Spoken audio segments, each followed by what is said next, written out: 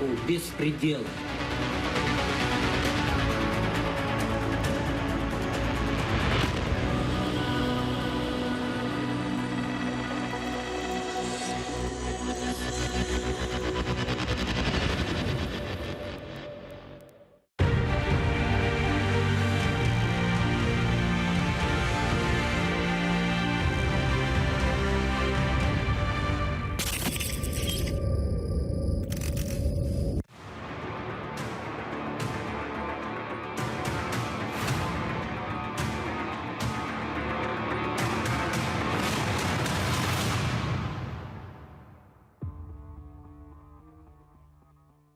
И мы возвращаемся в студию. Со мной сейчас этот блог будет вести мой коллега Айдер Муждабаев. Здравствуйте. Салям алейкум. Здравствуйте. И у нашим гостем Константин Батоцкий, политолог, дончанин. Вы тоже человек, пострадавший от российской оккупации, насколько я понимаю. Смотрите, я, готовясь к этой передаче, читала... Вы очень много пишете о Крыме. Вы пишете о том, что разрыв с Украиной как проблему воспринимает каждый третий крымчанин. У вас есть данные социологии? На что вы опираетесь, когда пишете об этом? Ну, просто Крым для меня тоже не чужое абсолютно место. У меня была в Крыму, как у многих украинцев, такая маленькая квартирка в Гаспре. И я ее утратил. Я не могу туда поехать больше. Меня это очень тревожит, как и то, что я не могу поехать в Донецк. Людей, с которыми я общаюсь, естественно, и в Крыму, и в Донецке, их стало меньше в разы. Но некоторые связи у меня остались. И поэтому я все-таки предпочитаю вот такой непосредственный опыт от людей, которые ездят, от людей, которые там находятся. И таким образом сопоставляю картинку и прихожу к тем или иным данным. Вы знаете, о чем хотела спросить? Нас вот буквально перед вашим приходом в студию мы зачитывали обращение Ахтама Чийгоза. И, это один из лидеров Меджлиса, кто сейчас сидит в тюрьме. И он сказал очень важную вещь, что барыги у власти все годы. То есть вот это регион Крым, это барыги у власти, которым было временщики, которым было абсолютно плевать на территорию, на граждан, на страну. В Донбассе ведь произошло нечто подобное, поэтому... Или есть все-таки отличия для вас между крымской историей и Донбассом? Ну, отличия есть, безусловно, потому что в Крыму есть пассионарная группа крымских татар, которая отстаивает всегда интересы Крыма, исторически крымскую субъектность. На Донбассе никакого народа Донбасса никогда исторически не было. Это абсолютный нонсенс. Его сейчас пытаются выдумать и придумать. Даже шутка ходит в интернете о том, что ты откуда, из ДНР, скажи что-нибудь по-ДНРовски. Вот, в этом состоит коренное отличие. А второе, общее то, что, увы, у нас на самом деле Украина в постсоветские годы испытывала такой постколониальный синдром, потому что, как любит один мой друг всегда отвечать на такие вопросы, все началось с того, что расстреляли интеллигенцию. Вот как расстреляли интеллигенцию, с тех пор государственность в Украине не восстанавливалась. И чиновники, которые были у власти, они всегда исторически были ориентированы на начальство, то есть на Москву. А когда они остались без нитки управления, они занялись, собственно, крохоборством, вот этим вот растаскиванием имущества в хату, то, чем вот занимается трусливый человек, когда вдруг падает контроль абсолютно. Поэтому в плане бесхозяйственности, отсутствия развития и неумения управлять, и Крым, и Донбасс пострадали от этого в равной мере. Потому что неспособность на Донбассе наладить снова экономику, запустить какую-то другую экономику, кроме вот стремительно стареющей индустриальной, привела как раз к тому, что люди стали выходить на улицу. Ведь в основном протест был, он был лишен какой-то там этнической части. То, что там мы хотим с Россией, стали кричать потом. Сперва стали кричать, мы хотим, чтобы в Россию не потому, что мы в России там русские, мы любим культуру, Пушкина читали и так далее, а потому что там зарплаты высокие, там пенсии высокие. Можно долго там говорить, почему люди предпочитают пенсии. Обсуждение пенсии и зарплат вопросом все-таки политики и роста и развития. Но вот такие вот люди. И они купились абсолютно на вот этот вот крючок о том, что вот Россия восстановит промышленный потенциал, наладит на работу предприятий, они будут как раньше встроиться в гигантские технологические цепочки. Харцизский трубный завод будет поставлять трубы для «Газпрома» и так далее. Но никто им не рассказывал, что трубы для газопроводов уже не нужны. Мир меняется, мир не строятся газопроводы массово. Продукция Харцизского трубного завода станет все равно неконкурентной. Не сегодня, так завтра. А люди купились, люди видят будущее в прошлом. Весь опыт их жизни говорит о том, что надо не доверять государству, властям. И поэтому они смотрят с таким гигантским энтузиазмом в прошлое. Убегают от этой реальности не в будущее, а в прошлое. Костя, я бы хотел добавить про Крым. И у меня есть даже свежая информация по этому поводу. Вот жители Крыма, так называемых, не будем говорить это слово, но людей пророссийски настроенных, да, их очень сильно покупали обещаниями прекрасной жизни. Прекрасная жизнь с большими зарплатами и доплатами продлилась ровно до нового, по-моему, до 2015 года. А потом закончилось. Когда все поснимали надбавки учителям, врачам, бюджетникам, если они стали получать очень мало денег при огромных почти московских ценах. Плюс, даже Черноморский флот Российской Федерации утратил статус иностранного флота, флота, пребывающего в командировке за границей. Надбавочку сняли. Да, и надбавочку с них сняли. Так что, в общем, от русского мира вот эти простые, скажем так, люди, которые что-то ждали, они пострадали. И они страшно разочарованы тем, что они ждали другого. Там же плакаты висели: пенсии, как в России, все как в России. Ничего, как в России, там нет. Там есть только цены, как в Москве. Но это часть того, что я хотел сказать, касающаяся простых людей, которых там заманивали обещаниями там, и так далее. Но есть часть вот этой элиты, о которой Ахтем Чийгоз говорил, барыжная элита Крыма, да, которая полностью сдала Украину от начала до конца. Что это не только Крыма, на самом деле. Да, но просто там это проявилось очень ярко. Вот что происходит с элитой Крыма. Там есть такой господин Дейч, например, который при любой власти был при власти. Да? Там есть, не буду фамилии называть, еще там это такие... непотопляемые носят с Крыма. Как выяснилось, что они потопляемые, и айсберг к ним пришел. Ага. Айсберг называется «Русская весна», в целом. А тот край айсберга, который бортанул этих людей сейчас, вот непосредственно, он называется Кадыровщина. Дело в том, что, насколько я знаю, вот по информации от людей, которые живут там, Судак, например, просто конкретный пример, был вотчиной Дейча при всех украинских предыдущих властях.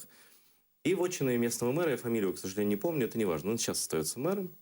В итоге, как и предполагалось, легальный никакой российский бизнес в Крым не идет, по большому счету. Это место для серого бизнеса, для серых денег и черных операций. Туда пришли кадыровские товарищи, предприниматели. Вот. И все, что они предпринимать умеют, это отбирать чужое имущество. Они отобрали имущество и у Дейча, и у мэра Судака. И вся эта элита, в общем и целом, будет выброшена на помойку. Так называемая крымская элита, вот о которой Чийгоз говорил, которая предала Украину. И не только эти два человека, но и мы знаем в уголовных делах против вице-премьеров, так называемого правительства. Мы знаем, что там уже... Федеральные российские чиновники, следственные комитеты, прокуратуры и так далее, они взялись за всех местных вот этих предателей. Их за людей, в принципе, не считают. Интересы их никому, никем не учат. Они сдали Крым, они свободны, в общем-то. Свободны пока еще физически, но свободны в плане того, что они там ничего не решают, потому что там берет власть Москва. Это то же самое. Мне кажется, это такие же примерно субъекты политики, как и донецкие вот эти Захарченко, Плотницкие, которые на самом деле субъектами политики не являются, которым вот Надежда Савченко сейчас поехала. И, кстати, вот об этом визите, каково твое мнение? Мне кажется, что Надежда Савченко – это часть кремлевского проекта всего лишь. Ее визит призван доказать вот полную импотенцию Украины в плане урегулирования конфликта с одной стороны, а с другой то, что ситуацию все-таки она туда попала не официально через блокпост, потому что иначе была бы она прошла по пограничной базе, она попала туда теневыми ходами. На самом деле такая возможность существует. Стоит эта услуга порядка 700 гривен с человека. Это когда садят, набивают легковушку и полями переезжают, минуя все контроли. Естественно, коррумпируя по ходу всех встречных силовиков, потому что... И с той, и с другой стороны. И с той, и с другой стороны, потому что нету просто такого места, где абсолютное гуляй-поле. И там или там, во-первых, много полей заминировано, во-вторых, и там есть люди. И вот этот был визит призван показать, что мы не контролируем ситуацию. Так это будет подано, я уверен, в российских СМИ. Что вот, потому что их цель доказать, что Украина не состоялась, не работает и как государство. Но еще, наверное, цель доказать, что на территории так называемых ЛДНР, да, есть некие субъекты, с которыми можно вести переговоры. Да, безусловно, повысить их субъектность, потому что Москва еще добивается, чтобы с этими представителями этих терриконовых республик велись какие-то переговоры на равных, чтобы мы представляли... Вывести там, на переговоры ценность. напрямую с этими людьми, Да. чтобы дать понять, что это пленные их. Хотя на самом деле мы понимаем, что пленных держит там Российская Федерация, все это под контролем. И ни один из этих Захарченков, Плотницких и прочих, они не могут принять решение ни по одному человеку сами. Это так, тем более, что Надежда Савченко очень заботится об военнопленных, и совсем не все обходят стороной вопрос гражданских лиц, которые просто вот исчезли, потерялись, которые считаются пропавшим без вести, и которые, скорее всего, содержатся в подвалах. И самый яркий представитель — это Игорь Анатольевич Козловский, профессор Донецкого Это папа университета. продюсера Джамалы. Да, дядя. Дядя. И, то есть это профессор религиоведения, который не мог уехать из Донецка, поскольку ухаживал за больным сыном. И год мы ничего не знаем о его судьбе. То есть профессор религиовед — это самый страшный враг и террорист, потому что он, будучи в Донецке, вел блог, описывал жизнь, как она есть, потому что он человек, которому абсолютно чужда ложь. Он вот был абсолютно такой светлый, даже, черт меня попутал, не был, конечно, а есть абсолютно светлый, честный человек. Так нет, но это главная мишень. По последним репрессиям против крымских татар, вот сегодня должны выйти на свободу, после административного ареста, 11 человек, да, которые именно информацию давали оттуда, которые описывали, что там происходит, которые показывали обыск и арест у крымских татар. То есть следующая цель не только пересажать крымских татар, которых они хотят, выбирают в жертву, но и пересажать и запугать тех, кто показывает это, чтобы этого ничего не было видно, чтобы ты пришел... И те, кто чувствует себя крымскими татарами, проявляет солидарность. Нет. Вот это так. Слушай, они уничтожают тех, кто приходит просто поддержать. Нет, это для них не просто. Для них это самое важное. Для них самое важное загнать репрессии в Крыму внутрь. Кто знает о репрессиях в Северной Корее? Никто. Там все чудесно, да? все счастливы, Да, никто. кстати. И здесь не должен никто знать. Конечно, это не получится. Найдутся другие крымские татары, которые будут об этом писать. То есть эта ситуация ими неправильно оценивается. Но, тем не менее, желание задушить эту информацию в зародыше, прекратить ее подачу из Крыма, она очевидна. И вот это административный арест, это же предупреждение. Если еще раз вам будет уже уголовное, да, они вот чего хотят. И в этом плане я просто хотел бы, пока шел телемарафон, появилось заявление президента Порошенко по поводу, в связи с днем борьбы с оккупацией Крыма. Я хочу ее зачитать. Оно по-украински, но тут на русском языке уже переведено. 3 года назад жители Крыма вышли на мирный марш, чтобы продемонстрировать свою солидарность с Украиной. На следующий день РФ прибегла к открытой агрессии и захватила полуостров, взяв в заложники миллионы людей. Говорит президент Порошенко, мы не оставим наших граждан во временно оккупированном Россией Крыму без поддержки. Украина сумела на высоком международном уровне в ООН закрепить за Россией статус оккупационной власти, которая несет ответственность за грубое нарушение прав человека на временно оккупированной территории Украины, Автономной Республики Крым и городе Севастополь. Весь цивилизованный мир знает, что Крым – это Украина. Мы продолжаем борьбу, резюмировал Петр Порошенко. Слушай, я все правильно поняла. Слово «крымские татары» не прозвучало. Нет, не прозвучало, да. Я вот хочу понять. Вот, Константин, объясните мне. Вот у нас вечные планы. Поменять Крым на Донбасс. Вот на тот Донбасс, вот где пропадают люди. И что происходит? У нас есть обещание президента Порошенко, что к 2016 году будет автономия. Ну, он обещал. Он обещал это 18 мая. Почему ее Да. нет? Почему? Вот у меня все время складывается такое впечатление, что отсутствие закона о статусе коренного народа и отсутствие вот каких-то движений по автономии, что оно связано с вот этими бесконечными планами Пинчука, Артеменко и так далее. Да, там кого там только нет. Но мне кажется, что все это происходит от того, что никакого видения разрешения вопроса ни Донбасса, ни Крыма у президента и у политического истеблишмента просто не существует. По паралич государства достиг такого уровня, что здесь вот дороги не могут починить толком, а мы хотим от них, чтобы они занимались деоккупацией и реинтеграцией оккупированных территорий. Мы хотим, чтобы они принимали решения. Ну, понимаете, я помню, как президент Порошенко обещал в своей предвыборной программе за 2 недели закончить антитеррористическую операцию. Это тоже было его предвыборное обещание. Более того, если смотреть в динамике, я помню, что сначала ситуация, в принципе, развивалась довольно динамично в нашем отношении. Украинские войска продвигались, деоккупация Донбасса, в принципе, происходила довольно бодро, но потом просто Путин ввел войска, и все это остановилось, Подождите, там застопорилось. Путин ввел войска. Что Путин ввел? Почему у нас нет автономии, я хочу понять. Что это? Я думаю, что он не идет на автономию, потому что он не хочет, ему кажется, что это будет фактор раздражения в нынешней ситуации, потому что вопрос автономии не объяснен украинскому обществу. То есть украинское общество, оно не знает вообще об этой проблеме.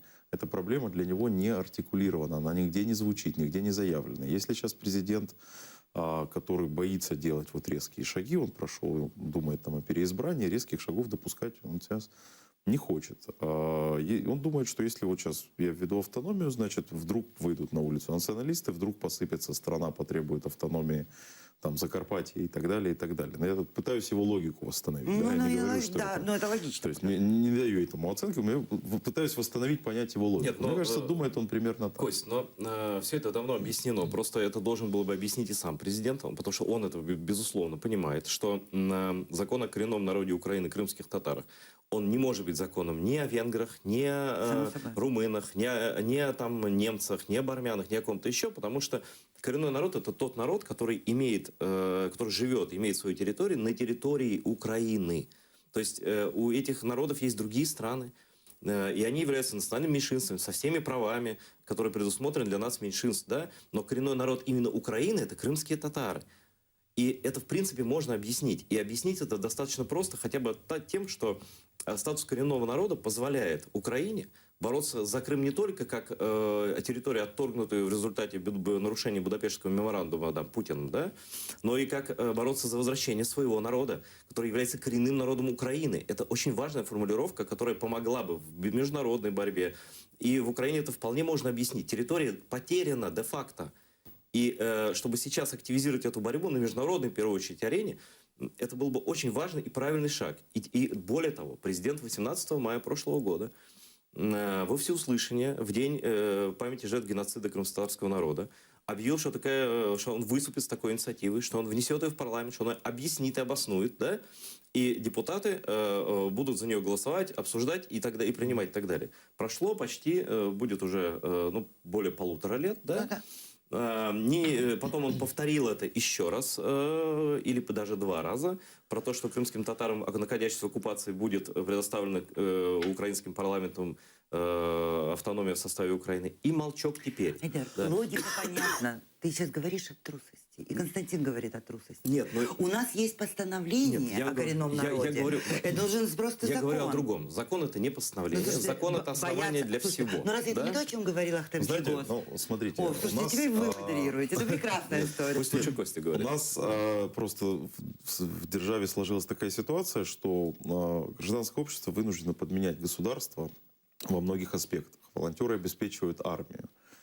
И этот процесс, он не затухает, вопреки кремлевской пропаганде. Наоборот, волонтеры активно участвуют. Прошу прощения. И случай в Авдеевке как раз это показал. Мне кажется, сейчас время низовой инициативы. То есть бесполезно ожидать что-то от президента. Кампания по автономии, которую я поддерживаю лично, она должна родиться снизу. И ее пропагандировать необходимо снизу. Дожидаться того, что это решение придет сверху, вот такой сейчас исторический момент. Это просто Костя, как добиваться? Вот подожди, пожалуйста. Я скажу, как в 87-89 году. Митинги. Андрей, Айдар, ты можешь себе представить, крымско-татарский народ, находящийся в оккупации, приходит в Киев к администрации президента, и что? Вот я Ну, хочу понять, как это будет что это будет? выглядеть Это будет с точки выглядеть- зрения, вот мы Значит, рассказываем я про... напомню... Ну, это же безумие, я ты напомню- пойми. Да, я напомню просто про то, что было в 1987 году. Это был первый митинг массовый в СССР на Красной площади, Да. когда На крымские Кра- татары вот, вышли с Советский требованиями к Советскому... Союз. Первый митинг в Советском Союзе, когда крымские татары вышли с требованием возвращения на родину и восстановления автономии, которая была в Крыму, ну, которая была упразднена Сталином. Лариса говорит о том, что, похоже, власть действительно хочет Дожидается. каких-то движений со стороны общества. Общество хочет с властью разговаривать цивилизованно. Глава Меджлиса обращается к президенту с парламентской трибуны. Мустафа Джемилев обращаются депутаты, которые поддерживают это, да, общество это поддерживает во многом. И даже я удивлен, насколько это понимают люди. Я смотрел телеэфиры, поддержка вот идеи спасения Крыма таким образом, она людьми осознаваема. Но если крымские татары будут вынуждены спустя 30 лет Да. выходить в свободной Украине, где победил Майдан, с требованием предоставить себе, находящимся в оккупации, законодательную автономию в составе Украины, это будет невероятный позор для нынешней власти. Ну, нам-то чего заботиться о ее позоре и благополучии? Это Нам правильно, главное это делать свое дело, да, так же, как Правда. если волонтеры будут дожидаться признания и наград, то просто остановится война. Но у нас тут же тех людей, Костя, ты же понимаешь, обвинят в том, что они раскачивают Украину. А что... для этого надо Да. просто инициатива снизу, это не только митинг, это работа в первую очередь с экспертным сообществом, потому что об этом не знает украинская интеллигенция. Это работа с преподавателями, с людьми, которые вот являются экспертами, с школьниками, со студентами, с деятелями культуры, с интеллигенцией в самом широком смысле. Эта инициатива должна обсуждаться там в первую очередь. Потому что вот, эти люди задают тон, собственно. Они дальше распространяют. Нет, мы можем это объяснить. идеи. И я думаю, что найдется достаточно людей, в том числе и ты, и еще люди, которые объяснят другим некрымским татарам, да, которые не погружены в эту ситуацию, что вот выхода у нас другого нет у крымских татар. Что единственное наше спасение это вот в этом. Признании коренным народом Украины, в акте в поддержку крымских татар, в национальной территориальной автономии в Крыму, в борьбе за права коренного народа, возвращение его из плена российского в свою страну. Это можно объяснить, и люди это, я уверен, поймут. Но мне просто очень печалит, что власть почему-то дожидается того, что она сама может инициировать, не понеся при этом никаких финансовых потерь. И спокойно это можно объяснить и депутатам, и кому угодно. Они также не провели реформы, они также не сделали очень-очень много всего. Просто не надо от этой власти ожидать подвигов. Она на них не способна. То есть только Знаете, подвигать к подвигам. Знаете, о чем я подумала? Вот опять-таки, это правильная кампания. Есть исследования. У нас наша всеми уважаемая Ирина Бекешкина, они проводили исследования в 2015 году, в 2014 году, в 2015 году и большинство, там было порядка, по-моему, 50% украинцев считали, что Крыму надо дать крымско-татарскую автономию, то есть потому что-то, это объяснение было, потому что там крымские татары и украинские активисты. То есть люди здесь Даже без всяких связывают. кампаний. Даже Это без всяких во-первых. Да, кампаний. да, подожди. Интересно, второе исследование, которое публиковала Юлия Тищенко, когда они презентовали свою белую книгу, где она настаивает на создании автономии. Там то же самое. То есть, согласно исследованию, их фокус-группам, 2/3 украинского населения за автономию, но они не знают, что это такое. То есть это так интересно, Это да? потому что они поддерживают, видимо, крымских татар. Слушайте, я знаете, о чем дело хотела в том, спросить? Я просто... Можно я вот почему? Это, во-первых, мы должны заканчивать, а во-вторых, я очень хочу, чтобы вы ответили. Вопрос автономии. Неужели это вопрос крымско-татарского народа или даже украинского народа? Разве это не вопрос национальной безопасности? Я вот это хочу узнать. С точки зрения экспертной, это безусловно так, и вы правы. Более того, целый ряд авторитетных экспертных организаций, например, Майдан закордонных справ, именно эту идею тоже поддержал.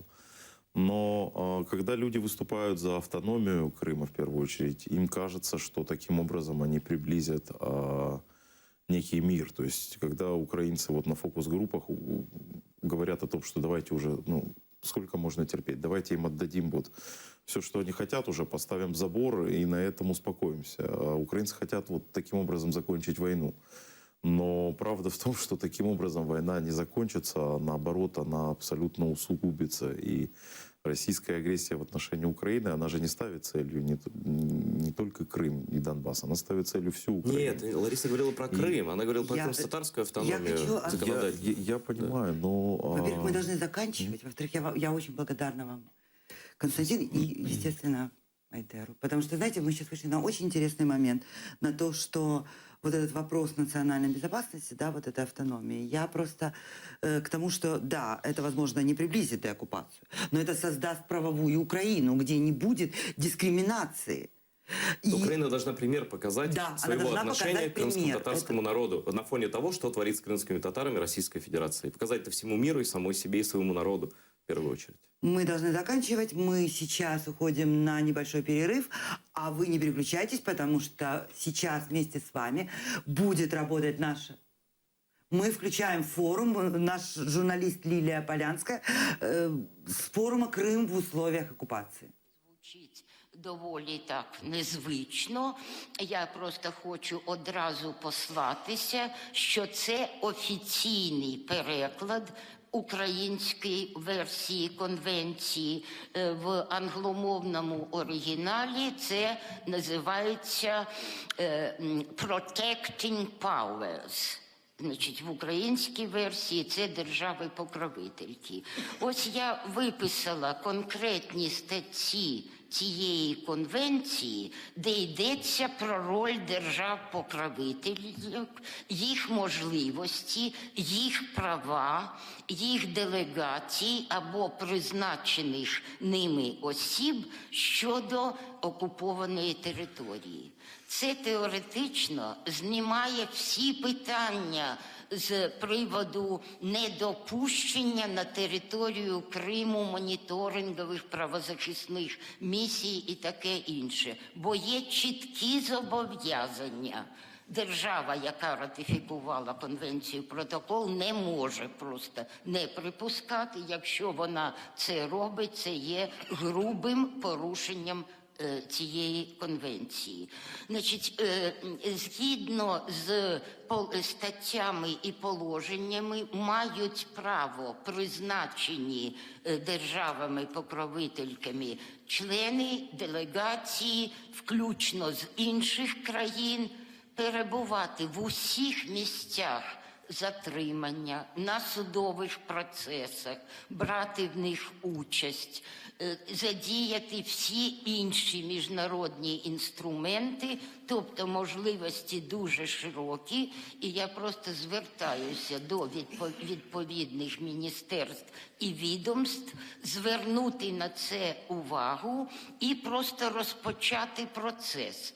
А є спеціальна процедура, зокрема визначення таких держав, можна подати список з 5 держав, і тут знов-таки для України не використана можливість звернутися до тих потужних країн, які були підписантами Будапештського меморандуму, відчувають себе не дуже комфортно із-за того, що все було брутально порушено, і тому саме спираючись на цей аргумент, можливо саме їх залучити. В першу чергу, зрозуміло, йдеться про Сполучені Штати і Великобританію. Значить, кого зацікавить, я просто можу передати ці всі виписки з конкретними статтями і формулюваннями. І другий незадіяний інструмент, як на національному рівні, так і на міжнародному, чи радше буде сформулювати недостатньо задіяний, це саме статус кримсько-татарського народу як корінного народу на окупованій території.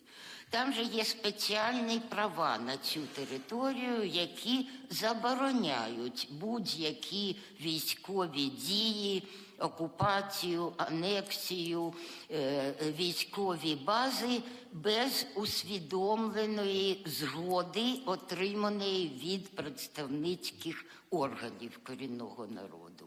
Це має пряме і безпосереднє відношення до ситуації в Криму. Тому, крім загальної декларації, що кримські татари є корінним народом і тому мають специфічний обсяг прав, визначений переважно в декларації ООН про права корінних народів, треба конкретно називати статті, І, на жаль, не ратифікувала Україна конвенцію МОД про права корінних і племінних народів, де також йдеться про ці самі речі. Значить, тепер щодо ролі структур виконавчої влади і в намаганнях розробити якийсь ефективний дієвий план, дорожню карту стратегії і таке інше.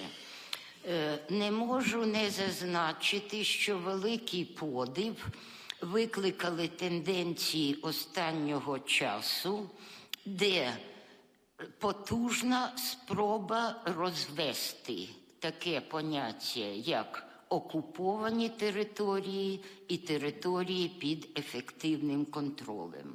Більше того, незважаючи на постанову ще від 17 березня 2015 року, це стосується не Криму, а ОРДЛО, окремих районів Донецької, Луганської області, було визнано постановою ці території окупованими, а згідно депутату Верховної Ради Ірині Луценко, Кабмін останнім часом дійшов висновку, що ці території є такими, що перебувають під ефективним контролем.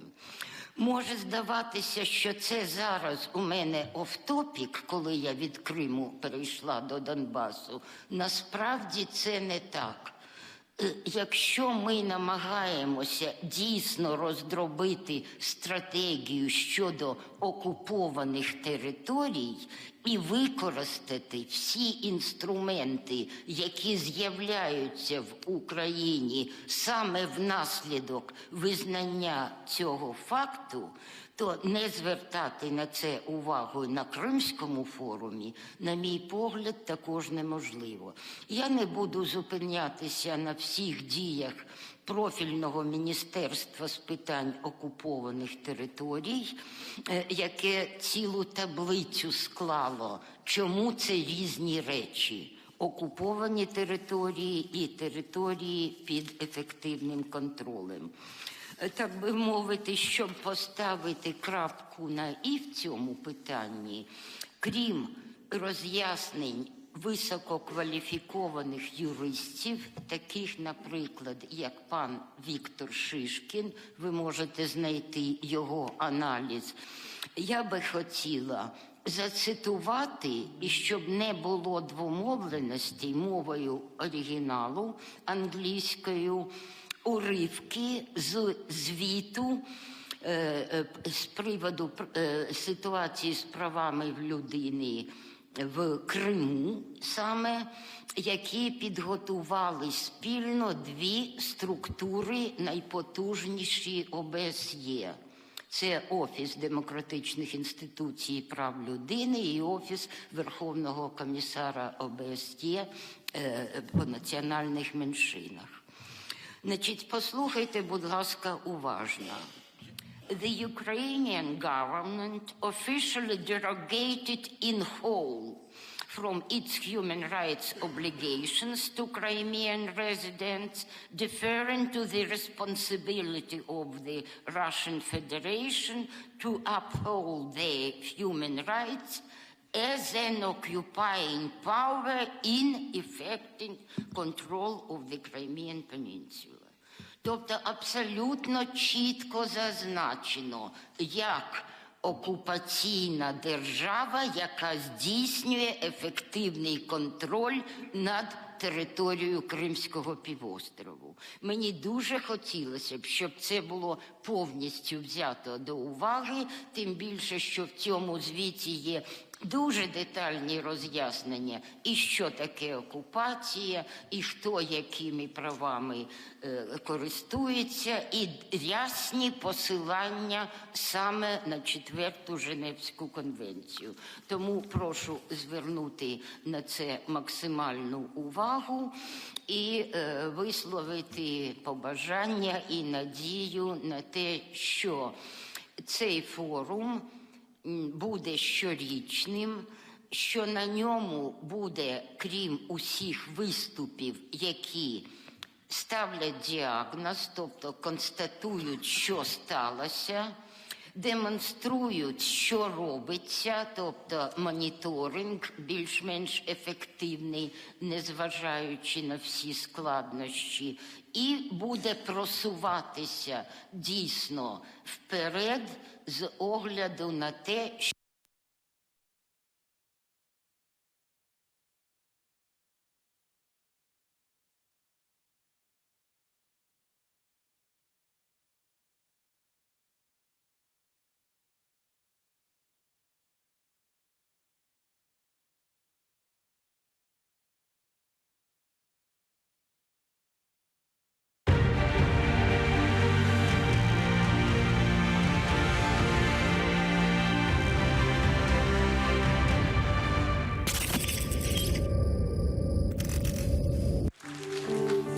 Ей хорланған, құллық еткен егетлер, яш татарлар.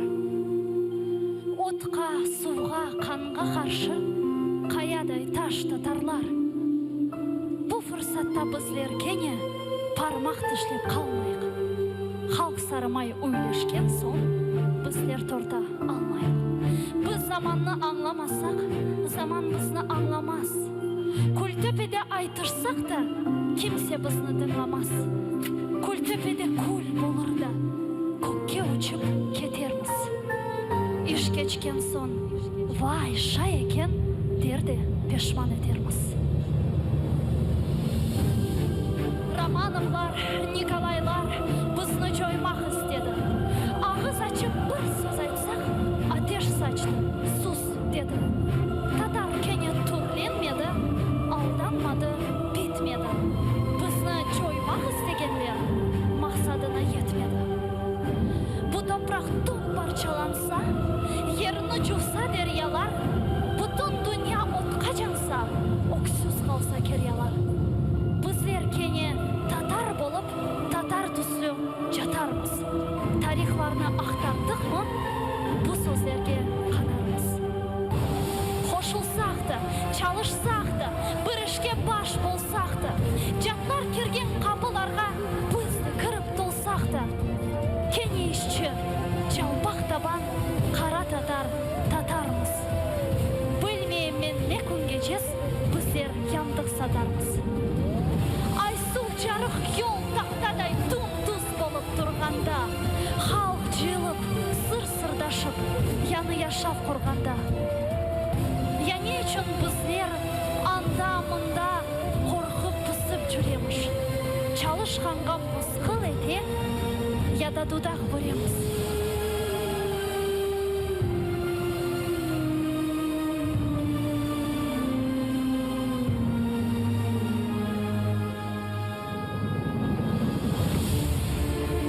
Arkadaşlar, егер біздер бұл құсырны көрмесек, халқымыз үшін çalışмасақ, жан талашып жүрмесек, біздер бозу қанды, отсыз жаяв татармыз. Çıkalmamız bastırıqtan biz ebedi жатармыз.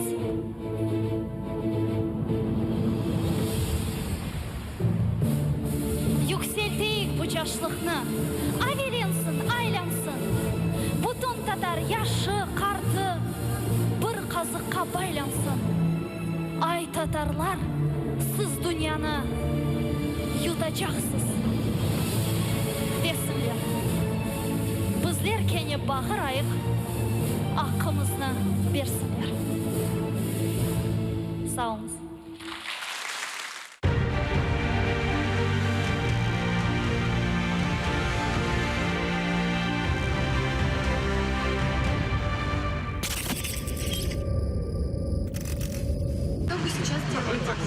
Мы стоим. А почему вы здесь Представляете, мы стоим. Почему вы не пускаете человека из кафе? Ребята, вам не кажется, что вы как представители народной самообороны слегка свои полномочия преувеличиваете? Не допускать людей в помещение, не знаю, стоять возле входа, не выпускать оттуда. Почему вы не выпускаете представителя ООН? Он сам не выходит. Отодвиньтесь, пусть он пройдет. Если он только сюда, в эту сторону пойдет, мы откроем дверь. Да? Давайте мы как-то дадим Давайте, можно нам попросить Сейчас его будет выйти? принято решение руководством и А кто у вас руководство? Кого и чего? Автономной Республики Крым. А кто у нас Он руководитель? является вашим А вы не непосредственным знаете? руководством? Вы не знаете? А кто ваш непосредственный начальник? А что молчите? Потому что вы мне надоели за целый день. Можно ли вы отойдите отсюда и нам не будет? Дайте пройти представителю мужчины. Уходите, и мы перестанем мешать вам, будем мешать другим. Раз они, ребят, скоро выйдут, они им надоест сидеть все равно здесь. И будете там делать свою работу. А вы вообще от какой-то организации, от чего вообще? Самооборона Крыма. Ну, я же говорю, а вы как самооборона Крыма, вам не кажется, что вы немножечко свои полномочия на себя взяли многоватые? Кого-то блокировать, выпускать, пускать. По-моему, у нас самооборона только для охраны общественного порядка. То, что сейчас делается, это, по-моему, не очень охрана общественного порядка. Они онемеют немножко. Понятный вопрос. Ребята, отойдите в сторону, не мешайте работать. А? Что ты толкаешься? Громче, громче, Дайте громче. подмогу. Самооборона. Тут журналюги уже достали. Громче кричите, громче. Все микрофоны включены.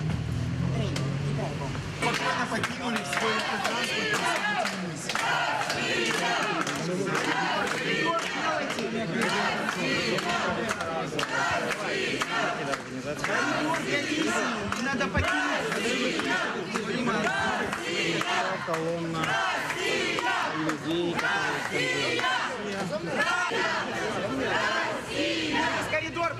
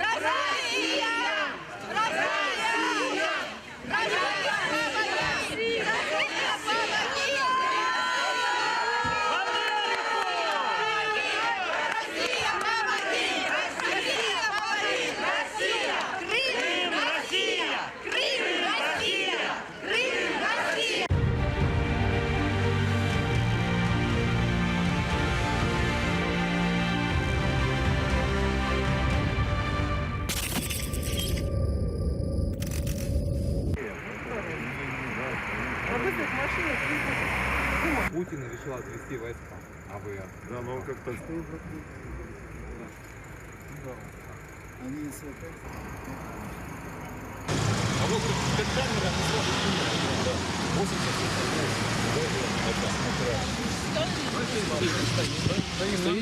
Дышим воздухом. С какой целью вы тут стоите? Дышим воздухом. Это у нас кто? Телеканал АТР, так понял, так? Расскажите, будете ли вы сюда приехали? А мы приехали во избежание провокаций. А я не хочу представляться. Мы телеканал Я казак. Хорошо. Вы казак. Можно Так точно. Можно. Айрапетян Артур Вартанович. Расскажите.